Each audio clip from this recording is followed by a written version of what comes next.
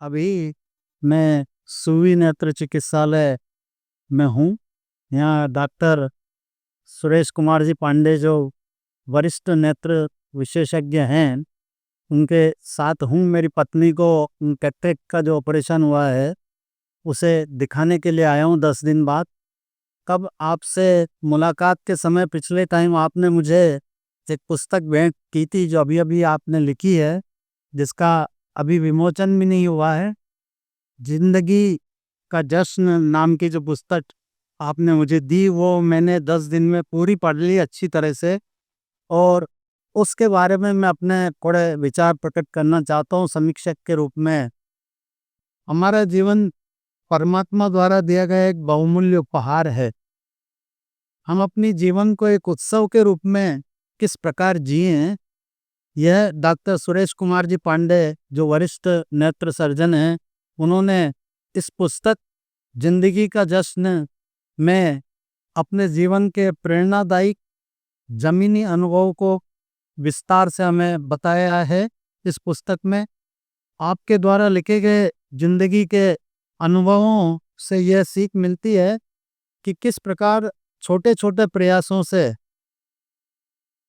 सकारात्मक सोच और जुनून के साथ बड़ी से बड़ी कठिनाइयों का सामना करते हुए हमें सफलताएं अर्जित की जा सकती है, जो आज की युवा पीढ़ी के लिए निश्चय ही प्रेरणादायक है। यह पुस्तक आपकी आत्मकथा ही नहीं है, बल्कि एक जीवन दर्शन है जो मन, शरीर और आत्मा को एक साथ लाकर इस तकनीक एवं डिजिटल युग में भी अपनी क्षमताओं को जान पहचान कर अलग अलग क्षेत्रों में अपना योगदान देने की प्रेरणा देती है। डॉक्टर पांडे ने इस पुस्तक को हर आयु वर्ग के लिए प्रासंगिक और बनाया है और जीवंत व्यावहारिक सुझाव भी दिए हैं। सफलता और असफलता तो मनुष्य के जीवन के गहने हैं, जिनसे सीखने के लिए यह पुस्तक प्रेरित करती है। इस पुस्तक के प्रत्येक पाठक के लिए उनको अपनी भीतर की ऊर्जा को बांटने, अपनी कमजोरियों को स्वीकार करने एवं अपनी शक्ति या बल को पहचानने एवं मूल्यांकन करने में यह पुस्तक साबित होगी। इस पुस्तक का प्रत्येक अध्याय सुखद, सफल और सार्थक जीवन के 101 सुनहरे सूत्र का मैंने अध्ययन किया है, जो ठाकुर जी के 101 मनकों की माला के समान मेरे जीवन में प्रेरणादायक लगे हैं, जिनसे इस मनुष्य जीवन को जीने का सार्थकता के साथ किस प्रकार जिया जा सकता है और जीने का आनंद लिया जा सकता है, इसको लेने में यह पुस्तक सहायक साबित होगी निश्चित रूप से। यह पुस्तक मेरे लिए एक अनमोल उपहार है। डॉक्टर पांडे ने अपनी इस पुस्तक में जीवन का उद्देश्य खोजें, अपनी कमजोरियों को गले लगाएं, विद्यार्थी जीवन के मांडू की मिट्टी और मेरे मन की यात्रा, मोहना से मंजिल तक, शांति कुंज की साधना,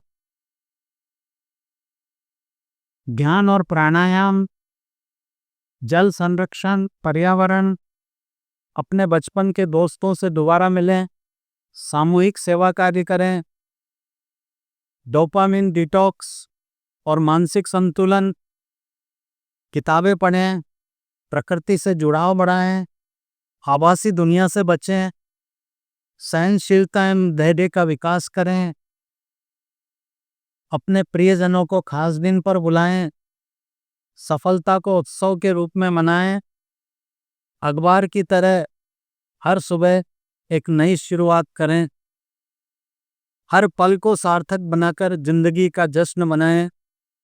इस पुस्तक के ऐसे अध्याय सचमुच अद्भुत और आनंददायक हैं।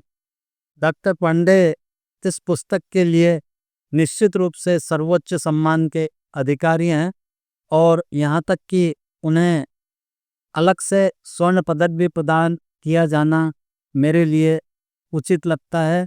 उन्हें प्रदान किया जाना चाहिए। यह मेरी जो है सिफारिश कह दो इसको, या भावना कह दो, वो मैं आपके लिए व्यक्त करता हूँ। आपका जीवन आगे भी आप अपने व्यवसाय में तो सफल रहे ही, साथ ही साथ सार्वजनिक जीवन में और सेवा कार्य करने में और लोगों के लिए प्रेरणा स्रोत बने, ऐसी मेरी आपके लिए हार्दिक शुभकामनाएं हैं। धन्यवाद आपका। थैंक यू सर, बहुत बहुत धन्यवाद आदरणीय प्रोफेसर एमएल गुप्ता सर। आपने जो शब्द कहे उसके लायक मैं अपने आप को नहीं समझता हूँ, पर फिर भी आपका ये जो पुस्तक के बारे में आपने जो बताया, जो अपना सारगर्भित अनुभव प्रस्तुत किया, उसके लिए मैं आपका हृदय से आभारी है। मैं प्रणाम करता हूँ आपको। क्योंकि आप जैसे विद्वान और आप जैसे जब विद्वता से भरे हुए व्यक्तित्व इस पुस्तक के बारे में अपनी राय, अपनी अभिव्यक्ति साझा करते हैं, तो डेफिनेटली ये हम जैसे व्यक्तियों के लिए बहुत ही उत्साहवर्धक है। और मैं आपको आपके द्वारा की गई कार्यों का के कारण आपका प्रशंसक रहा हूँ। और जब मुझे पता चला कि आपने उस समय बेलादीप जी पर पीएचडी की और आपने प्रोफेसर रामचंद्र महेंद्र जी जैसे प्रखर व्यक्तित्व के धनी व्यक्तियों से के हाथ में आपने सीखा, तो मेरा सम्मान जो पहले से ही बहुत ज़्यादा था अब और बढ़ गया है। और मैं आपको भी उन्हीं की छवि देखते हुए आपको प्रणाम करता हूँ। मैं नतमस्तक हूँ। और आप इसी तरह से अ, अपने कृतित्व के माध्यम से, अपने व्यक्तित्व के माध्यम से देश की युवा पीढ़ी के बीच ज्ञान की गंगा बहाते चलें और सभी व्यक्तियों का मार्गदर्शन करते चलें। यही भगवान से प्रार्थना है। आप स्वस्थ रहें और इसी तरह से हम सभी का मार्गदर्शन करते रहें। बहुत बहुत प्रणाम, बहुत बहुत आभार।